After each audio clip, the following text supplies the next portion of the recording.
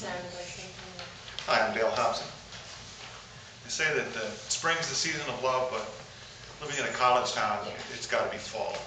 Because new year, fresh new crop of potential mates in town. Time is just right for taking long walks with intended victims and making your pitch. Everyone knows that the highest purpose of poetry is, like the red feathers on a cardinal, as to attract a mate. Seduction. Flesh, but tantalizes. Words persuade. The tongue is strong, a violin. Keep it behind the teeth at first. Later, allow it to have its run. There is a mind at either end of the spine. Speak first to one, then the other. Then address the first again. Take time. At last, she will no longer listen to the sounds it shapes. Only watch it slither.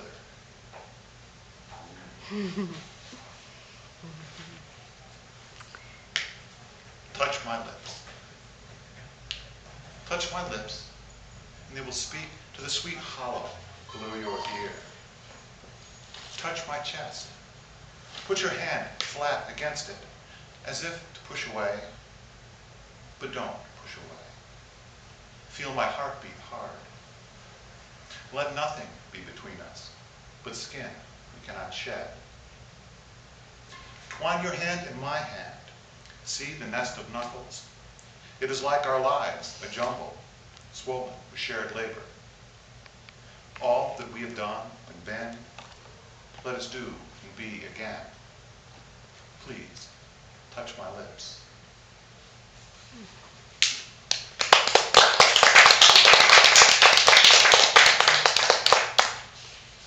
It's all sex all the time tonight. We're gonna.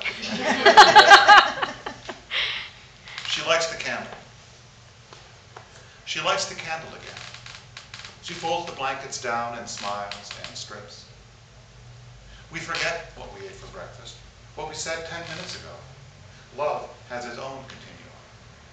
Tonight's moon recalls last night's moon, fresh to our minds, fresher than our last breath.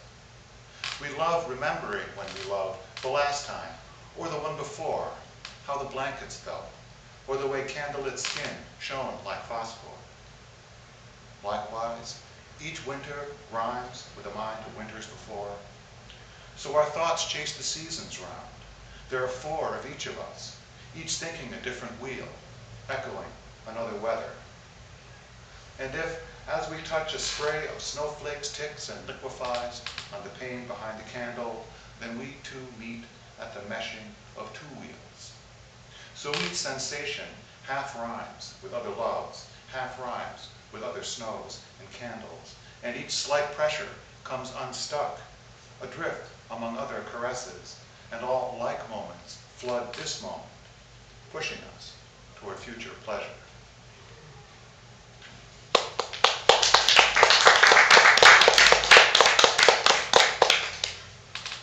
Walking for flowers.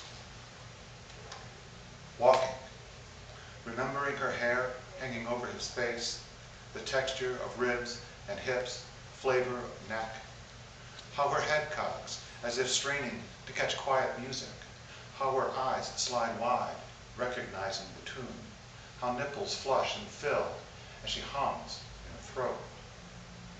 Walking for blocks, remembering warm terrain he maps with lips, the country slick under fingertips, her heaving as if restless in sleep while they taste communion wine.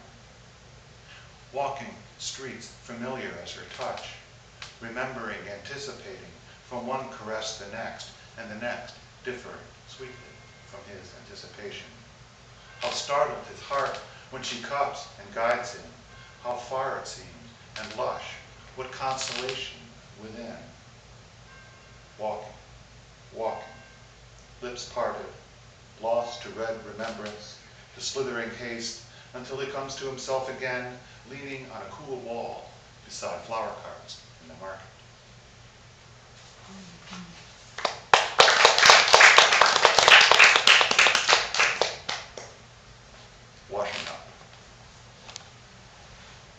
The bed is wrecked and wet. What skin can say is said. You rouse and rise to sponge me from your legs. I roll aside for your return in sailor's knots of sheets. At this late hour, having run aground our polar powers, it should be possible to say anything. Still, distance yawns. The breaking waves that joined us divide us. How you fear these waters where hunger's cargo is broken loose, shattered on the shoals of sex to salvage, I know. Know too well the surging rip and flesh too fragile in its grip. No need now to wonder whatever will become of us. It has come, and it is this. That in us which can dissolve has dissolved. Just the gnarled heartwood left tangled on the tide line.